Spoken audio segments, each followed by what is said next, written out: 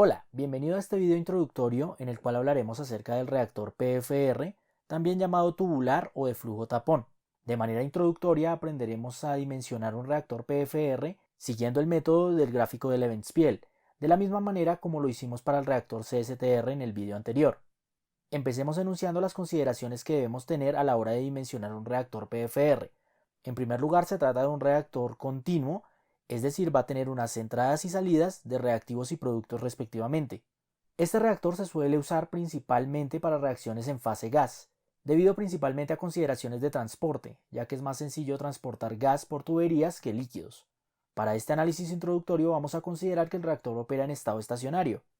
Por otro lado, los materiales que entran se consumen a lo largo de este reactor.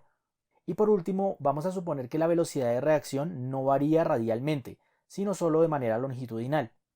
Empecemos entonces a plantear el balance de moles del reactor. Así tendremos que las moles de J que entran menos las moles de J que salen del sistema más la velocidad de generación de J por reacción química debe ser igual a la velocidad de acumulación de J en el sistema. Ahora aplicaremos este balance a un pequeño volumen de control dentro del mismo volumen del reactor. Este volumen de control se selecciona de manera que sea muy pequeño y al cual llamaremos delta V. Luego supondremos que el flujo entra en cierta posición V, este va a venir en unidades de moles sobre tiempo, y luego el flujo saldría por la posición V más delta V. Este flujo de salida también sería en moles sobre tiempo. Por otro lado, la generación va a ser igual a la velocidad de reacción multiplicada por el volumen. Al ser este volumen muy pequeño, podemos considerar que la velocidad de reacción es constante en él. Aquí podemos ver el análisis dimensional de la generación, que vendría en moles sobre tiempo. Por último, tenemos la velocidad de acumulación, que se trata de la derivada de las moles de J con respecto al tiempo. Por supuesto, esta tiene unidades de moles sobre tiempo. De esta forma nos queda el balance. Si operamos lo suficientemente lejos del arranque del reactor, entonces podemos asegurar que la derivada de las moles es igual a 0 y el balance se nos convierte en esto. Lo siguiente que podemos hacer es despejar RJ por delta V, pasando a sumar FJ en B más delta V menos FJ en B. Luego dividimos entre delta V y ahora hacemos tender el límite cuando delta V tiende a 0. El resultado de la izquierda no es más que la definición de derivada como un límite, por lo tanto vamos a tener que este cociente tiende a la derivada de FJ con respecto al volumen. Y como la velocidad de reacción no depende de delta V, simplemente el límite va a ser igual a RJ. Luego, cambiando J por el reactivo limitante de la reacción, podemos decir que la derivada de FA con respecto al volumen es igual a RA. Volvemos a la definición de conversión como el flujo molar de A que reacciona dividido entre el flujo de A que se alimenta. Por lo tanto, XA va a ser igual a FA0 menos FA entre FA0. Multiplicamos por FA0 y nos queda que FA0 por XA es igual a FA0 menos FA. De aquí despejamos FA y nos queda que FA es igual a FA0 menos FA0 por XA. Ahora lo que podemos hacer es tomar los diferenciales ya que necesitamos el diferencial del flujo. Entonces nos queda que dFA es igual a la derivada de FA0, que sería 0, menos FA0 que es constante por la derivada de XA. De esta manera entonces podemos reemplazar dFA por menos FA0 de XA. Y como A es un reactivo solemos trabajar la velocidad de reacción como negativa. Por lo tanto nos queda que FA0 de XA de B es igual a menos RA. Esta ecuación es conocida como la ecuación de diseño de un PFR en su forma diferencial. Para obtener su forma integral, lo que tenemos que hacer es resolver esta ecuación diferencial. Por lo tanto, lo que hacemos es separar variables, pasando de b a la derecha, luego dividiendo entre menos RA, por lo tanto nos queda que dB es igual a FA0 entre menos RA de X. Y por último, integramos. La integral de 0 a b de dB simplemente nos da b, y nos queda a la derecha la integral de 0 a x de FA0 sobre menos RA de X. Esta es la ecuación de diseño del PFR en su forma integral. Ahora veamos cómo aplicamos esta ecuación en un ejercicio. La reacción exotérmica A produce B más C se efectúa adiabáticamente y se presentaron los siguientes datos. La velocidad de flujo molar alimentada de A era de 300 mol sobre minuto. ¿Cuál es el volumen del PFR necesario para lograr una conversión del 40%? Ahora, lo primero que haremos será realizar el gráfico de Levensspiel. Nos están dando FA0, es decir, el flujo inicial de A, igual a 300 moles sobre minuto, Nos están dando una tabla de datos de la conversión con respecto a la velocidad de reacción y lo que haremos será seguir el mismo procedimiento que hicimos para el CSTR en el vídeo anterior.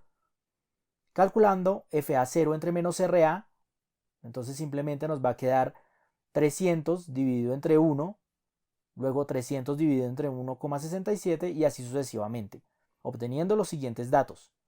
Luego graficamos FA0 sobre menos RA en función de X y obtenemos el gráfico de Levenspiel. Y ahora si observamos la ecuación de diseño del PFR, que es la integral de 0 a X de FA sub 0 sobre menos RA de X, vemos que si tenemos la función FA sub 0 sobre menos RA, el volumen no sería otra cosa sino el área bajo la curva. De esta manera, si recordamos, el volumen del CSTR para una conversión del 40% era simplemente el rectángulo que nos daba 24 decímetros cúbicos. Pero ahora lo que necesitamos es calcular el área bajo la curva desde 0 hasta 0,4 y nos queda esta figura. Esta área se puede desglosar en un triángulo y un rectángulo. Por lo tanto, el volumen para alcanzar una conversión del 40% será base, que son 0,4, por su altura, que era 60, más el área del triángulo que la calculamos como base por altura sobre 2. La base también sería 0,4 por la altura, que sería 300 menos 60, 240 sobre 2. El resultado de esta suma nos da 72 decímetros cúbicos. Claramente podemos notar que el volumen del PFR es superior en esta región al volumen del CSTR.